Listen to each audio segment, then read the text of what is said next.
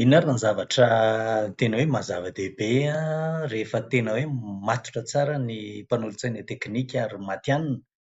Voalohany indrindra dia ny zavatra tena ho entiny dia ny hoe fahafahana mijery hoe na fanapa-kevitra anankiray ina avy ny risika. Mila jerevana izany ilay ambana hoy isika.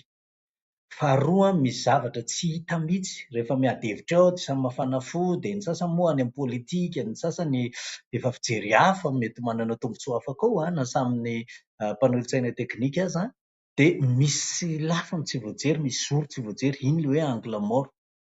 Ary ny farany dia ny hoe hoentin'ny mpanolontsaina teknika rehefa tena mipetraka tsara ny antsoina hoe zavatra maty hanina azy sy ny azony tsara no tiany hatongavana dia mafy ilay fanapa-kevitra izay raisina, fa tsy hoe zavatra marefirefy. Dia efa hitantsika moa izany ilay hoe raisina androany ny fanapa-kevitra dia raha pitsovaina indray dia na ndraisina ny fanapa-kevitra fa tsy neken'ny vahoaka indrindra indrindra na ny tompon'andraikitra sasatsasany dia eo dia mihazohazo eo imbetsaka tsika angamba nahita an'izay zavatra izay.